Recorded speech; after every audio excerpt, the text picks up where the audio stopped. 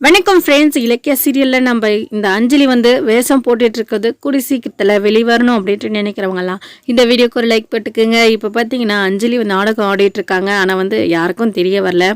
மறுபடியும் நம்ம இலக்கியாவை ஏமாத்துறது பெரிய ஏமாற்றமாக இருக்க போகுதுங்க நம்ம இலக்கியாவுக்கு.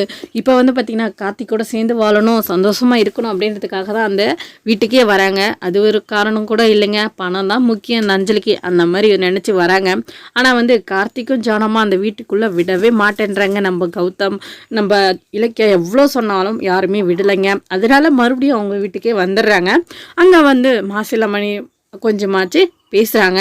அதனால் நம்ம இலக்கிய வந்து மாமா இவ வந்து திருந்திட்டா, இப்போ நல்லபடியாக இருக்குவா அப்படின்ற மாதிரி சொல்கிறாங்க. மாசிலாமணி இருந்துட்டு இங்கே பாரு இலக்கியா, அவள் வந்து கண்டிப்பாக இந்த ஜென்மத்தில் திருந்த போகிறதில்ல, அவளை நீ வந்து கண்டிப்பாக நீ அங்கே கூட்டிகிட்டு போகாத, குழந்தை பிறக்கும் போதே இவளை கொண்டுட்டு இருந்தேன்னா நான் நிம்மதியாக இருந்திருப்பேன் அப்படின்ற மாதிரி சொல்கிறாங்க. இவ திருந்திட்டான்னு சொன்னாலும் நம்ம மாசிலாமணி இருந்துட்டு இங்கே பாருமா, நான் இப்படி இருக்கிறதுக்கு காரணமே இவ தான், அந்த மாதிரியெல்லாம் நடந்துச்சு அப்படின்ட்டு சொல்கிறாங்க. நம்ம இலக்கியாவுக்கு பெரிய ஷாக்கே.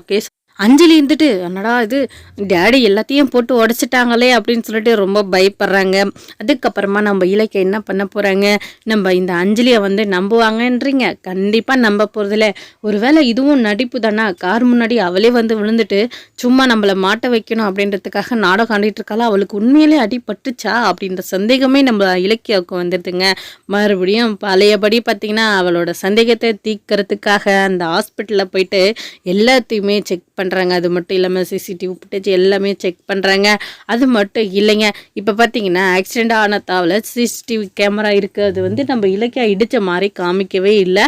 ஏன்னா அங்கே வந்து கும்பல் கூடிடுச்சு, நம்ம அஞ்சலி மட்டும்தான் விழுந்து கிடந்தா. ஆனால் வந்து அவர் ரத்தம்லாம் உண்மையாலே வரலைங்க, அது வந்து நாடகம்தான் அப்படின்றது நம்ம இலக்கியாவுக்கு தெரிய வரணுங்க. அது மட்டும் இல்லாமல் இப்போ பார்த்திங்கன்னா நம்ம இலக்கியா என்ன செய்ய போகிறாங்க, அவங்க வீட்டிலே தான் இருக்க போகிறா இந்த அஞ்சலி. என்னதான் இருந்தாலும் நம்ம ஜானம்மாவும் கார்த்திக்கும் பார்த்திங்கன்னா இந்த வீட்டுக்குள்ளே விடவே மாட்டாங்க.